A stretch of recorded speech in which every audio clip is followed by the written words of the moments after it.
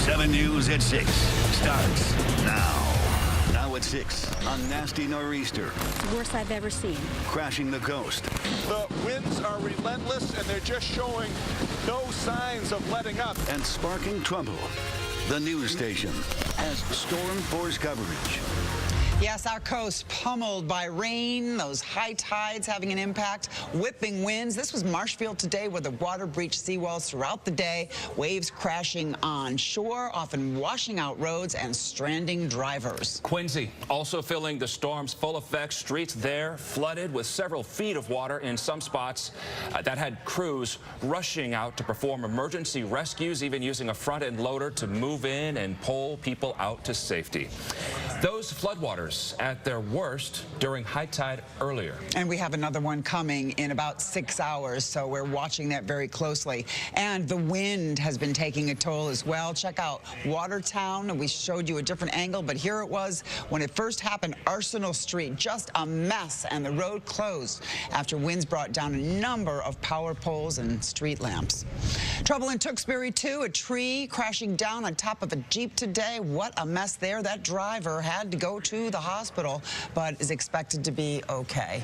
We are tracking the flooding and damage across the Commonwealth from this nasty nor'easter. We'll start our Team 7 coverage with Chief Meteorologist Jeremy Reiner, burning the midnight oil here with us. Jeremy? Yeah, Adam and Kim, here you go. Good evening, by the way. Here is the storm system south of Nantucket, now beginning to move south, which is good. It's going to move the strong wind field away from the New England coastline over the next 3 to 4 hours, as well as moving the heavier rain away from the New England coastline. We still, though, have 2 more high tide cycles to get through, and when we came out of the first one at midday today, this is what the gauge measured. The tide level gauge measured 14.67 feet for Boston.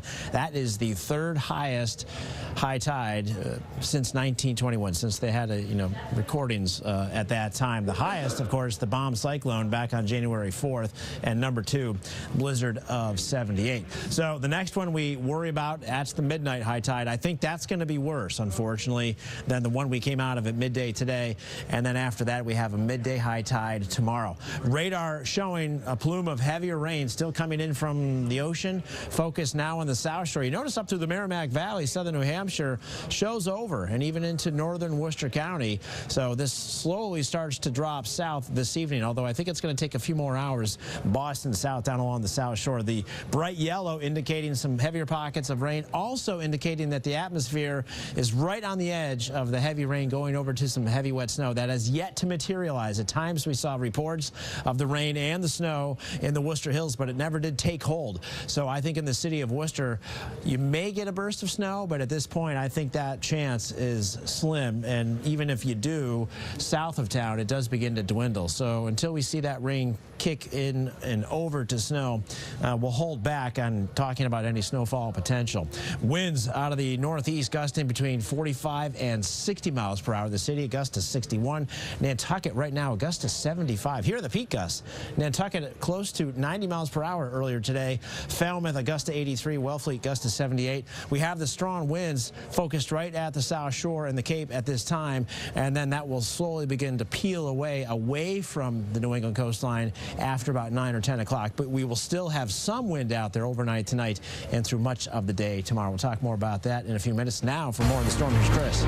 JR, talking about all of that wind pinning the water near the coastline, so we are concerned with that high tide tonight right around midnight for major coastal flooding where you see this red. You do have a lower threat of coastal flooding, mainly in the minor category here, south side of Cape Cod, wrapping into Buzzards Bay, Narragansett Bay as well. When we talk about major coastal flooding, this does include many towns and cities up and down the eastern shores of Massachusetts, as well as north and east-facing shorelines of Cape Cod and the islands. Boston, for example, the tide tonight is smidge higher than what we saw this afternoon.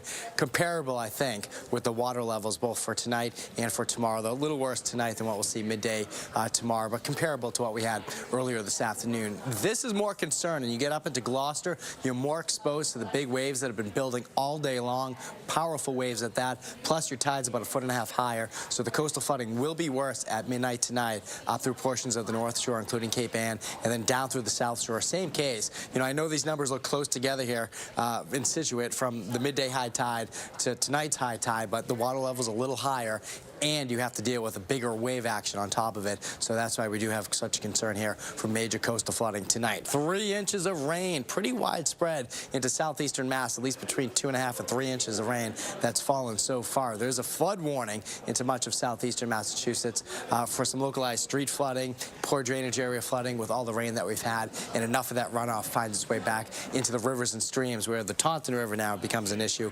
There is a flood warning there until Monday evening for the Taunton River near Bridgewater to approach and go in to minor flood stage. Guys. Thanks, Chris. Jeremy, now on to some breaking news out of Wenham. And you can see, this is video now, instead of just a still image. It's a massive fire burning on Cherry Street. Police say a pole fell, and then the live wires sparked this gas fire. Justin Bork live in Wenham with more breaking details. So it does obviously seem weather-related, Justin.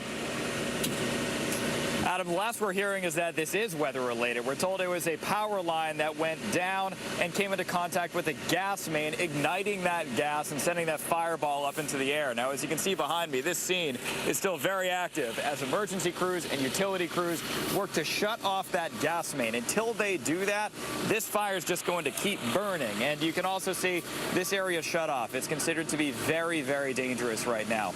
Now, we were able to speak with a few residents who got out. They evacuated when this happened, and they described these flames for us. They said it was towering. One person described them as 40 feet tall. Another person said he was shocked to see the sky was on fire. And then one person told us his house was 200 feet from these flames, and he could feel the heat on his body. Now, police went around, knocked on doors, told residents to get out right away, gave them just enough time to get their pets and take off really, really quickly. So this is going to be quite a process over here. The good news, we're told there has been no damage to buildings and that nobody was hurt. But again, this is still a very dangerous scene, so we're not going to be able to say with full confidence that nobody was hurt, no buildings were damaged until they're able to get that main off and get everything cleared out. Now, we are expecting an update from officials at some point soon, but we're told that's not going to happen until the scene is declared safe. So we'll have updates as soon as they become available. For now, we're live in Wenham. Justin Bork, 7 News. So that's Wenham. How about parts of Quincy swamped and leaving people stranded in their homes and on the streets? So we saw a lot of scenes like that. Bulldozers moving in to make rescues. So those emergency personnel saved the day for a lot of people, and we watched a lot of those rescues happen live right here on 7 News. And we're hearing from those who made it out safely, thank goodness. Steve Tellier live in Quincy with more. Steve? Kim and Adam, we've been watching these rescues unfold for a solid 7 hours now, and more of them unfolding as we speak. This National Guard vehicle just pulled up, letting more people out. You can see an infant being carried out right there in a carriage. Pretty unbelievable scenes we've been seeing here in Quincy. More than 50 people were told have been rescued. If I had to venture a guess, it's probably 100 or more at this point, but at last check it was 50, and Quincy police just recently told us they expect these rescues to continue through tonight. A day of high tides and high anxiety in the Howes Neck neighborhood of Quincy. A front-end loader became the only way out for a mother and her 6 small children, 2 of them infants. They were some of the first residents rescued as floodwaters engulfed C Street and any cars that happened to be in their way. About a half hour before the high tide, water started coming over the seawall, started coming through. People tried to get through as best they could, but then by 11 o'clock, it was already waist deep. Family after family saved by high water rescue crews, an effort that spanned several hours. It's pretty surreal. It's pretty crazy. The weather, you know, they always teach you never turn your back on the sea, and she's going to rule the day, and there's a lot of people that are stuck back there, so I hope these guys get them out. One woman rescued by boat had moved into her home here just 2 days ago. At first I panicked because I woke up and it was kind of startling to see all the water, but then, you know, once I kind of noticed they wasn't going any further and I knew they were on their way, that was kind of reassuring. By the afternoon, National Guard soldiers had joined the effort, racing to get as many people out of harm's way as possible before darkness fell. The water is like freezing cold and that's raining on top of it, so if you can't get out to safety, I would advise. Quincy officials did encourage people who live in this area, even last night, that it was a good idea to leave. They say many people did heed that warning, but of course, many people, you understand the inclination. You don't want to leave your home unless you absolutely have to, and that's what we're seeing tonight. Folks basically now have no choice but to leave, and it's very unlikely that anyone who lives in this area is going to be able to return to their homes at the earliest tomorrow, more likely Sunday or Monday. Live in Quincy, I'm Steve Tellier, 7 News. Wow, that's incredible to watch those rescues still going after all these hours. Yeah, really, think about these people who thought they'd be okay, and now they have, damage and scary moments there. Thoughts with them. Marshfield now. We have also seen flood waters washing out entire roads, the asphalt just buckling and creating more of a mess. Yes, and then they've had these like front-end loaders going back and forth trying to clear areas, cars stranded, others in need of a tow. 7's Steve Cooper with that. Ferocious waves along with the howling winds pounding Marshfield right at the height of high tide today, crashing over the seawall and cascading down Ocean Street, bringing flooding waters roaring through Brant Rock. Unfortunate problem that we had with there was too many visitors that came out, and as you can see behind us, this is what happens. So we spent an awful lot of time dealing with people that put themselves in harm's way. If they just stayed home, there wouldn't be any problems. Travel troubles for the man behind the wheel of this SUV when the front end was swallowed up by seawater. You're okay? Yeah, I'm fine. I'm fine. Can you just tell us what happened? Because you said it was right at the height of the high tide and you were going down Ocean Street. Can you tell us what happened? Correct. I was heading into the center and they had it blocked off, but I went to take a right around the church and the road gave way and the Jeep sunk.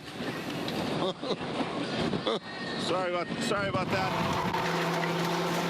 Hours later, the Jeep was towed out of trouble. While many homeowners here were riding out the storm at home, officials were urging everyone to use common sense. People have to realize, are they going to have to evacuate? How bad was it in this go-around? How much damage to their house? Why there's a lull in the tide? Now's the time that they need to make plans to get out. Yes. All right, let's go to Scituate. Yeah, this isn't the ocean. This is a neighborhood. You can tell by the fencing there. Ocean up to the top of the fences in some places, and we are expecting that things will get worse during the next high tide around midnight tonight. That's keeping people on alert, no doubt. Let's get to Byron Barnett live in Scituate with the latest from there here just past 6 o'clock. Byron? Yeah, well, I'll tell you one thing that's already gotten worse is the wind. I mean, this wind is just pummeling us with this, pelting us with this hard driving rain. Had to get off the glasses because it's just too hard to keep your eyes open with this stinging salt water just coming into your face here. Now, since high tide today, there are still a lot of roads that are closed because of flooding here. And you can see the wind has picked up. Town officials say they got through the first high tide. Now they're bracing for the second one. Massive nor'easter waves pounding away at the oceanfront homes in Scituate. As the waves came crashing in on the coastline, many had already heeded warnings from town officials and evacuated their homes. Checking out the house. I left last night, but going back to kind of just look how everything's going. Kirsty Houghton was planning to ride out the storm at home, but Mother Nature changed her mind. So she packed up her family, some neighbors, and their dogs and headed for higher ground. We're actually on the other side of the general store over there, and we kept looking at the ocean, and the ocean side was fine, but it's the flooding that's coming from the back of the house. So we kind of panicked a little bit, and that's why we're getting out late. And here at high tide, even the homes that aren't being hit directly by the waves are subject to a lot of flooding from all of the ocean water that's coming up right into their yards. Several streets filled up like ponds and had to be closed. The tidal waters also filled roads with sand, rocks, and debris. After high tide, town officials were relieved they had no major problems to report, but they say tonight's big tide will be much worse. So this, we expect widespread damage to our coastal front homes. We expect more flooding tonight, worse than last month, worse than this morning. So tonight's tide will be the worst, so please do not go back to your home. Now, as of 12:30, there were about 5 people in the shelter over at the high school here in Scituate. That number obviously could go up with tonight's high tide, especially if there are power outages. And with all these strong winds, that doesn't seem totally out of the question. So that's the latest live here in Scituate. I'm Byron Barnett, 7 News. And a frightening scene in Woburn today when the windy weather sent that tree crashing down and it landed on a woman. In fact, she was pinned underneath. Police say she was just walking there along Main Street with her son when this massive tree came crashing down. She had to go to the hospital, but we're told she'll be okay and that her son was not hurt. Very fortunately, the tree missed him. 110 Star says it's okay to cut the tree. Woburn Public Works will remove the tree, and then they can start to reconstruct the utilities. So the tree did also take down 2 utility poles. You heard there, Main Street will be closed until they can remove any live wires and repair those poles. Here in Boston, the floodwaters are causing some travel trouble. The Aquarium T-Stop had water pouring in from the ceiling and the walls, making a total mess. Subway service affected. Much of the waterfront downtown was underwater, at least at some point. And as a result, police had to close off some streets there. 7's Tim Caputo live in Boston to show us the situation tonight. Yeah, Kim and Adam, good thing about that Aquarium T-Stop, while they're not letting passengers in at that stop because of the concerns with the water around it, the trains are traveling through. So if you want to get on at State Street to head to the airport or point in that direction, you still can. The wind has been the issue, though, here. National Weather Service saying gusts of 60 to 67 miles an hour have been reported here in Boston. And take a look at this. These things weigh about a couple 100 pounds apiece. About a 12-foot wall on the back end of the Blue Hills Bank Pavilion here came crashing down around noon today, and the winds just aren't letting up tonight. In the midst of high tide, the aquarium stop on the Blue Line was surrounded by water. Sandbags, the only thing stopping the rising tide from completely soaking the underground station. This high tide wasn't as bad as the January 4th storm, but the MBTA still needed to get overflowing harbor water out of the station. Once we start to see the water come up off the street, obviously it's going to go down into the station, so we are deploying the water pumps, and those are operational right now. Boston police shut down several streets around the city, including near the TD Garden, as water overflowed onto normally busy roads. Some cars left in waterfront parking lots were inaccessible. And check out this home video from a man in the Seaport. A driver trying to get away from the high tide drives his sedan through the dangerously high water, some of it even coming over the hood of his car as he tried to get to higher ground and drier land. Down the street from there, Yankee Lobster had to close for the day after water got inside the restaurant. When it filled up the rotary, it filled up the street next to us, and we got a couple inches of water in here. In Boston, it's not as bad as it could have been, but everyone here is nervously looking ahead to tonight's high tide. And the winds continue to blow here this evening. Check out that flag. We showed you it a couple hours ago. It was still connected. It is obviously getting worse. One thing we have noticed in a lot of the businesses, including the restaurants down here in the Seaport area and along the Boston Harbor, a lot of them really thought well in advance and brought out those sandbags to try to put at the fronts of their businesses to try to keep the water from getting in during high tide, which we will see again in just a couple hours from now. We're live tonight in Boston. Tim Caputo, 7 News. Storm force coverage continues here on 7 News. Waves crashing on shore all day long along the coast. This is Quincy, and we'll have much more from the coastline ahead on 7. Reminder that tomorrow we will be on earlier with our morning show, 7 News Today. New England meteorologists Ren Claire and Chris Lambert will join Chris Anderson and Amaka Ubaka to bring you the latest on this storm. Take a look at the damage when the sun comes up. The morning news gets started at 6 a.m. tomorrow here on 7. We'll be right back. Now, 7 weather with Chief Meteorologist Jeremy Reiner. All right, that wind is really ripping right now across southern New England. This is the core of the strong winds with the storm system, so hang in there. If wind is not your scene, I get that. It can be kind of unnerving when you lose daylight and if you lose power as well. Boston gusting to 61, Nantucket gust to 75. Those are current gusts, peak gusts within the storm. Now, this just popped. I saw this from one of our Twitter fans, Phil, down in Barnstable. Wind gust to 93 miles per hour. Are you kidding me? A lot of wind energy tonight. Nantucket, a peak gust to 90. Woods Hole gusting to 88. Wellfleet gust to 78. So right now, up until about 9, 10 o'clock, you're going to have that wind, and it will be roaring at times, gusting between 65 and 70 miles per hour. And then after 9 o'clock, the strongest of the wind begins to back away from southern New England. I think on the Cape after 9 o'clock, you're still going to have that winds ripping around 60 to 65, but the numbers will lower. They won't shut down, but at least they'll come out of that frequent gust around 60 to 65 miles per hour, which is real dangerous. That's why we have the high wind warning in effect right now. All because of bombogenesis happening to the south of New England through the day. Rain at this time, and again, we've got a shield of rain. There's actually a flare-up of rain offshore. That's going to back in, and I think that's going to work down into Metro Boston and then down the 95 corridor. That might actually be the one last gasp to flip the rain over to snow. The snow never really did take hold across central and eastern New England. The heavier snow was well to the west back through New York and Pennsylvania and down into Jersey. So again, I think up, say, from about 7:30 until 9:30. If we're going to see snow out of it, it would be in that little narrow window of opportunity. It does not look like this is going to completely pan out, but as we work through the evening hours, obviously we'll keep an eye out on that for you. Now, for the weekend, you'll have wind, but it won't be like it is right now. Along the coastline, it'll be anywhere between 25 and 45 miles per hour tomorrow, with a few pockets of flurries and drizzle along the coastline. Cloudy skies, low 40s tomorrow. Sunday, some wind, but still slowly subsiding through the day. Monday is the first day, though, where we don't have any winds to worry about. See you at 6:30. All right, JR, see you then. So power problems, a big concern.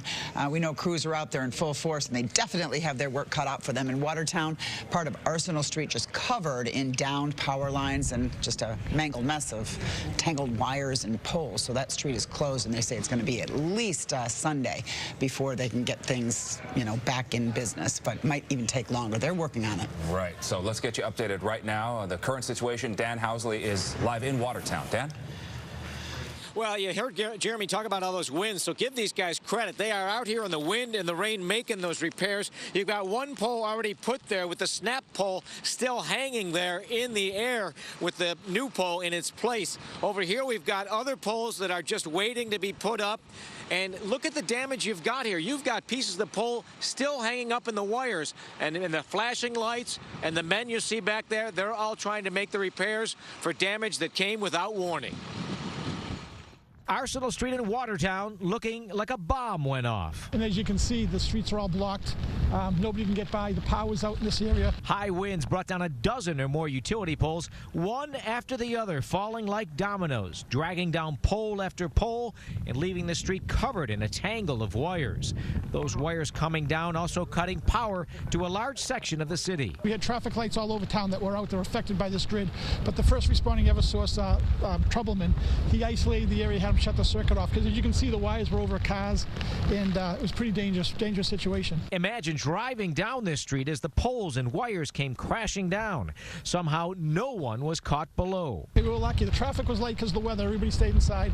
They listened to Channel 7 News, and they stayed inside, and nobody was hurt, nobody was injured, just the motor vehicle that was destroyed. But other than that, it was very, very fortunate. Utility crews wasting no time getting to work, repairing the damage, replacing poles one by one. It's a job that's expected to take days. And first estimate is Arsenal Street should be shut down till Sunday, and it could be longer. We're live in Watertown. Dan Housley, 7 News. All right, Dan, thank you. Our Storm Force coverage continues here on the news station. We will bring you the latest as that water gets higher and higher. Again, another coastal event expected later on this evening as the high tide comes in. Stay with the news station.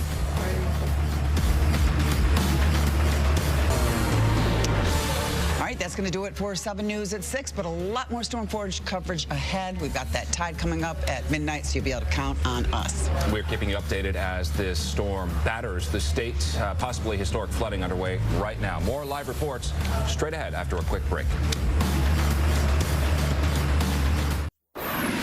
7 News at 6:30 starts now. Tonight on the news station. A powerful storm still surging. It's indescribable, unbelievable. All these waves, you've never seen it like this. Fierce flooding, risky rescues, and an intense inferno. 7 News has storm force coverage of this nasty nor'easter. Indescribable and unbelievable is correct. Dramatic scenes playing out across Massachusetts today. In Quincy, crews using construction equipment, a front-end loader to scoop up people stranded in the floodwaters, a family, several children, even some infants. And Boston feeling the storm's full force as well. Look here at the Aquarium T-stop, which had water pouring in from every direction, even falling from the ceiling. That stop had to be closed for a time while high tide rushed in over the seawall. And this storm really has just been raging for hours, and it is not over yet. It's not. There are still hours to go, and we are now looking at another high tide coming around midnight. The wind is still a huge problem out there, too. This tree crashing down right on top of this Jeep.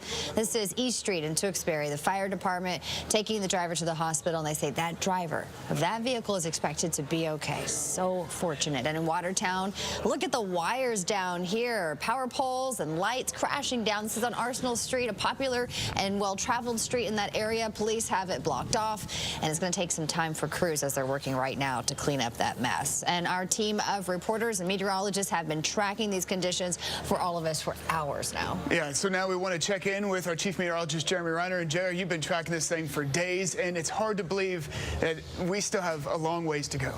We do. I think right now the greatest concern I have with the storm are the strong winds. There's what we call a jet core, a low-level jet, low-level concentration of strong winds aimed at the southern New England coastline, and a number of you noting that. You're noticing the wind. You're tweeting us saying, hey, what is up with this wind? It is ripping right now. And you're right, it is. And we've got this jet stream energy, this wind energy focused right at the New England coastline.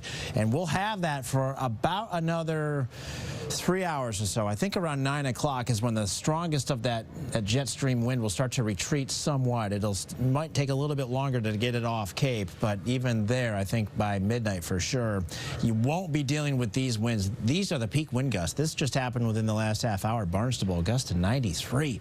Nantucket gusting close to 90 miles per hour. Falmouth a gust to 83 miles per hour. So between now and about 9:30, 10 o'clock, this is what we anticipate for the gusting nature of the wind. Frequent gusts up near 60 miles per hour. Cape Ann, Cape Cod, likely to have winds gusting over 70 miles per hour. And even back into the Worcester Hills, an occasional gust around 30 to 40 miles per hour. And then mid to late evening, if you can just kind of visualize it, we would shift these colors a little bit closer to the coastline. So the winds will start to ramp down in the Worcester Hills, and all of these numbers will start to slowly subside, certainly later on this evening and through the day tomorrow. It will be a slow process to completely shut down the wind. Again, this is a big old flywheel in the atmosphere, and you don't just suddenly, like a bicycle tire, put your hand on the tire and stop it. If you could, it'd be great, but it needs to slowly just wind itself down. We will shut down the heavy rain much quicker than the wind. That heavy rain will start to peel out of here between 9 and 10 o'clock, and then for the remainder of the weekend overnight tonight, we're done with precipitation. The other factor, of course, it's going to be those astronomical high tides. We have 3 of them. This is the first one. We came out of that in Boston, registering the 3rd highest high tide. And again, the next one that comes at us at midnight tonight, likely to be a little bit higher, but not as high as it was in early January of this year. Chris. 3rd place moves to 4th, and then a new 3rd place arrives for tonight, and that becomes the issue as we go through the overnight hours tonight, and why we're concerned with the major coastal flooding tonight. JR just showed you that list, but there you go. We'll check it again here with the winds gusting at times over 90 miles an hour across Barnstable. I want to take a look here at what's going on in terms of the tide, the coastal flood risk as we go through the overnight hours tonight. We're going to have that coastal flood risk most pronounced here along eastern Mass and across the islands too, expecting major flooding there, and then you'll work your way down along Buzzards Bay, more likely in the minor category because you're not exposed to that strong northerly wind. Harbor tides, JR showed you that 14.67, slightly above that for midnight tonight and slightly below it for noon tomorrow. I mean, in the same ballpark. I would expect similar conditions here in and around the Boston Harbor area. Where I expect it to be worse is across the South Shore, Cape Cod, as well as the North Shore up through Cape Ann. The reason for that, not only is the tide tide about 1.5 foot higher, you have generated tons of wave action. You're talking about offshore waves, you know, and even not that far offshore, 25 to 35 feet. So you have a tremendous amount of energy coming in off the ocean. So this is what we're watching tonight, and again, even midday tomorrow. But tonight's really going to be the highest high tide here, and with the one with the strongest wave action, both north and south of the city. Also down through the Cape and the islands with those east and north-facing shorelines. Plenty of rain, 2.5 to 3 inches of it south of the city of Boston, and this is where we've been most concerned with some roadway issues out there with ponding on the roadways and even some small streams overflowing their banks. In fact, the Taunton River does have a flood warning to go along with it for minor river flooding that's going to begin and linger through the day on Monday. Guys? All right, Chris, thanks. We continue to follow breaking news in Wenham right now. A pole has fallen on Cherry Street. You can see right here breaking a gas line and just sending this fireball bursting into the air. 7's Justin Bork is live there tonight with the latest. Justin. That's right. We're told it was that live power line that ignited this gas main and caused that fire to go up into the air. Now, you can see behind me, this is still a very active scene as utility crews work to repair this gas main and repair that down power line. We're told that they were able to shut off the gas and they were able to shut off the power to the utility pole over there. But it's going to be a long process to get everything cleaned up and restore gas to the 30, 40 customers who are currently without it. Now, we spoke to some residents in this area earlier who said they didn't hear anything other than police knocking on their door, telling them they needed to get out right away, giving them really only enough time to gather their pets and escape, not even looking back at their homes to see if they were all right. And they described these flames as lighting up the entire sky. One person said they were more than 40 feet tall. Another person said he was 200 feet away and could feel the heat coming from these flames. Now, the good news here is that, from what we're told, no homes were damaged and no people were hurt here. So that's obviously a very good thing given the sheer size of this. We do know the area is still blocked off, and we don't know how long that's going to continue for. Obviously, this is going to be quite a long process getting everything repaired, especially considering the storm isn't letting up here. We have a lot of precipitation, and these gusts of wind are enough to take down tree branches periodically. So just another hazard that these crews are going to have to deal with. We are expecting an update from officials at some point, but that likely won't happen until this scene is cleared, so stay tuned for updates. We're live in Wenham. Justin Bork, 7 News.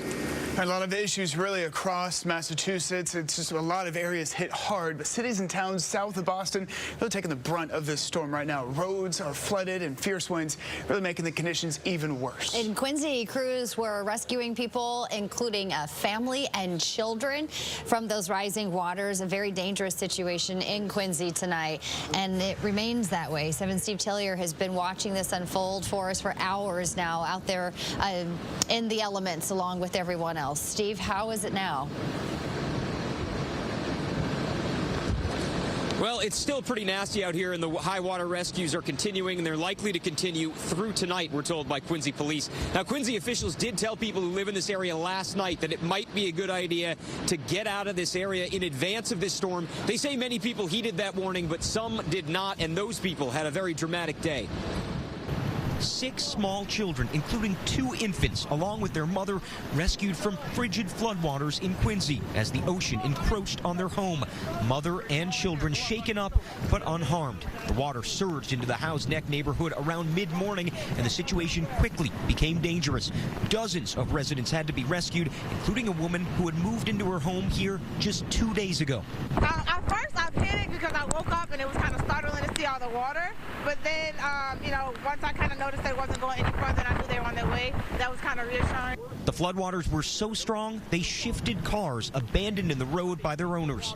The water is like freezing cold and that's raining on top of it. So if you can't get out to safety, I would advise. By the afternoon, the National Guard was called in to help rescue those still stranded. We got our cars out and went back. They said one back in January wasn't as crazy as with the flooding, but this one definitely trumped it. Just in the past few minutes, Quincy police have told us, maybe stating the obvious, that C Street here is going to remain closed through the overnight hours tonight. They also say people who are in this area and still in their homes but consider themselves safe to simply shelter in place at this time. They're going to continue to rescue folks, and they say they've rescued more than 50 people. I'd estimate many more people have been rescued over the past 7 hours here in the Howe's Neck neighborhood. Live in Quincy, Steve Tellier, 7 News. Incredible images there, and the waves have really just been crashing along the shoreline today. Another high tide on the way. As we all know, this is how it works, and so we're looking at more flooding along the coast and probably only going to get worse. Absolutely, especially in spots like Scituate. That water really has been pushing on shore all day. We've seen those massive waves crashing into the seawall. 7's Alex Chaparro is live in Scituate with a look at what's going on there. Alex. Well, here in Scituate, it has been a day filled with Mother Nature's fury. Those high winds have really brought up the surf. We are in an area now that is a little bit protected because it is so windy, but you can get a see of how just windy it is by this sign here. In just the last half hour or so, the power went out here in Scituate. In addition, officials here in Scituate have urged people who live along the water's edge to evacuate. Many people have done that tonight. Some are staying in shelters.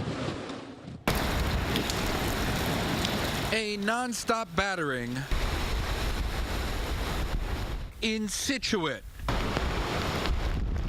Jericho Road pounded by the angry waves, some of them higher than the homes, and the howling wind. Karen Shea says it's the worst she's ever seen it. Because this is going to be the worst storm we've ever had. It's the worst I've ever seen. Take a look at these waves. They're as high as the homes. The water is swamping this road so forceful. Rocks are even being thrown in from the ocean here onto the street. Many roads in the area flooded out. Take a look at this. The seawater is being forced right from the ocean across the road. Here it's about a foot deep and right into this neighborhood. At this hour, neighborhoods are being swamped by this water. High water crews on standby. The floodwaters came up to the top of the fence at this home. We found people who live on the street taking shelter at this Scituate Harbor Inn. I was a wreck at home, but when I walked in here this morning, they made me feel a lot better. Sustained winds here in Scituate are about 65 miles per hour. Again, the town has gone dark. Not a light in sight that we can see. There were some restaurants that were open. Likely those are closed now, and officials say those people who live along the water's edge close to the ocean should not come home tonight. They've opened that shelter at the high school. Some other residents are staying in hotels. We're live in Scituate. I'm Alex DePrato, 7 News. And really the flooding and the downed power lines and the downed trees, the same scene across the area. Now this is some flooding in Essex, and this on Main Street. You can see the water coming right up to the doorsteps of some of the businesses there. The fire department had to close Main Street to traffic, and they say a number of side streets are also flooded. A lot of areas impacted. And the strong wind toppling this tree in Newton, it just came down right on top of that SUV in someone's driveway.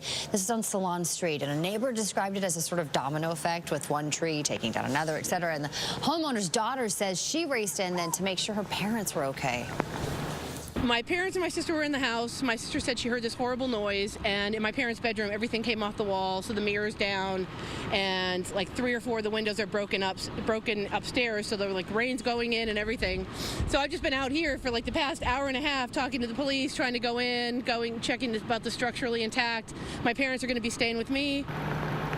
All right, so you just heard from her, which means she's okay, and her parents inside were all right as well. Scary for them, though, and some heart-stopping moments for a Brockton family today. A tree lands on their car while someone was inside. The woman who owns that home fearing for her son when she realized he was in the car when that tree came crashing down on top of it.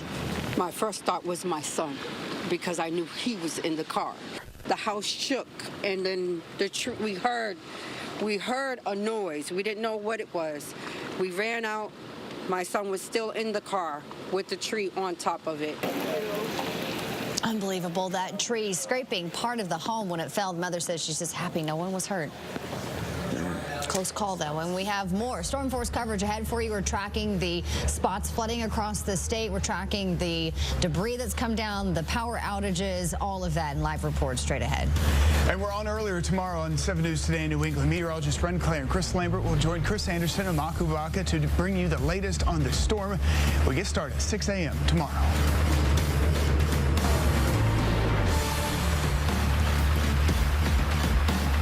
Now, 7 weather with Chief Meteorologist Jeremy Reiner. Wind at the forefront of the discussion in terms of the biggest concern with the storm right now. We've got the strong winds. We are at low tide, so as we work into high tide later on this evening, then our attention is going to shift back to the coastline, but winds certainly right now dominating. Barnstable, a peak gust just about 45 minutes ago, 93 miles per hour. Wellfleet, a gust to 90. Woods Hole, 88. Falmouth, a gust to 78 miles per hour. So along the coastline between now and, say, 9 o'clock, perhaps a little bit earlier, Boston North, these winds will start to back off. And I think about 10 o'clock, then they'll start to back off the Cape as well. Back into the Worcester Hills, winds 30 to 40 miles per hour. They, too, will slowly slacken. So the storm was moving slow. It's still moving slow, but at least now it is beginning to move to the southeast, away from New England. So that is going to take all of its junk and its issues away from the New England coastline later on this evening. It's a slow process, though. Even through the day tomorrow, we're going to have wind at the coast, but it won't be as fierce or as damaging as what we have right now. Radar showing bands of rain trying to flip over to wet snow. And again, we've been saying that all day long, where we've had just enough cold air that it gets a little bit of, wet snowflakes, makes it a little bit interesting, but it never really took hold. The warm air was relentless. And I think for the remainder of the storm, that's the case. There may be a flare up of a little bit of snow through interior southeastern Massachusetts. But as we go through the evening hours, I do anticipate the precipitation, mainly in the form of rain, to begin tapering off from north to south, so that by 5 o'clock tomorrow morning, there'll be clouds out there, maybe a little bit of sunshine. Not as much wind, but still winds overnight tonight and more so tomorrow from the north, anywhere between 15 to 25 miles per hour Worcester Hills, but along the coastline, we'd still be talking about winds between 25 and 40 miles per hour. Sunday, much the same, with winds continuing to unwind. See you in a bit. All right, man, JR has been running for us for hours on end now, including late last night till early this morning till now. JR, thank you for all of your diligence there and all your hard work. The South Shore being hit hard by the wind, the rain, and the waves, all the above. Yes. 7's Natalie Pozo has more from Marshfield. The town of Hull pounded by this nasty nor'easter. This is real. This is a life and death type storm. We've had a lot of bad storms over the years, but this one seems to be unique. High winds, rain, and astronomically high tides, sending water gushing into the streets, flooding roads, cars, and some homes. This water keeps coming up. It's about 4 or 5 feet in the cellar right now. Hull fire officials responding to about a dozen rescues. The fire chief says people need to stay off the roads. We tried our best to let people know don't go out and drive in this, but they're still driving in this, and I know people have things to do, but ultimately, they're putting people in harm's way. They're putting the first responders in harm's way. Towns up and down the coast dealing with flooding. Over in Duxbury, a similar scene, severe flooding and down wires. The water receding after the first high tide, but officials say it's tonight's high tide that really has them concerned. My fear is tonight, when the tide comes in and it gets dark again, that these same people want to drive in these waters, and we're going to lose some life down here. This man was waiting for the water to go down before evacuating, saying he does not want to be around here this evening. Every time it's got higher and higher. It's just a matter of time.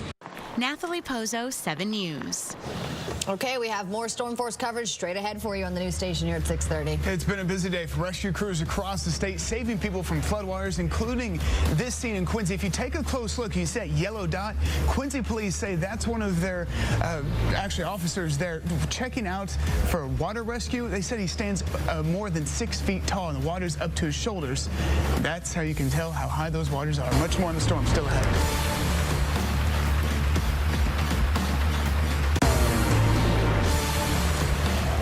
of you are helping us by sharing your pictures and videos, hopefully from a safe distance, as this storm continues to just really batter New England. And meteorologist Bree Eggers is in the Weather Center. She has some of these pictures that you, the viewers, have sent in to us from a lot of those hardest hit places, Bree. Yeah, we've been taking a lot of looks at the numbers that are coming in with wind gusts and how much rain we've seen, but it doesn't tell the story quite like your pictures and videos do. We've seen trees down, we've seen power outages, we've really seen it all. So we'll start in Randolph here, where a big tree fell on the corner of a Center Street home.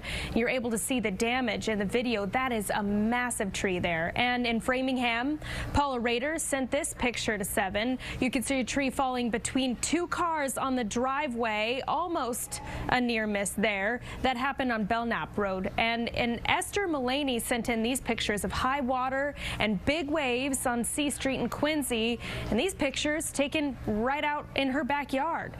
And as long as you're in a safe area, you can get pictures or video of the storm and the aftermath. Please send them to us. We love to share them. You're like our extra set of reporters, eyes and ears out there. Send it to 7@WHDH.com or use the hashtag #SendItTo7. In the newsroom, I'm meteorologist Bree Eggers, 7 News. Yeah, we really appreciate all of our viewers helping us understand what they're seeing out there. And like you mentioned, from a safe distance, but if they're in the elements, then they send us something, and it's really helpful for us to be able to share it. Absolutely. That's our time for 7 News at 6:30, but storm force coverage does continue. I'm Jodianne Thompson. And I'm Justin Doherty, and again, we have our team of reporters. They are out everywhere. This is a look in Scituate from earlier today. You can see just how massive some of those waves are crashing into the seawall. We've got flooded streets. We've got down power lines and down trees. It's a dangerous situation out. Officials are warning, do not go out if you don't need to. 7 News at 7 is next.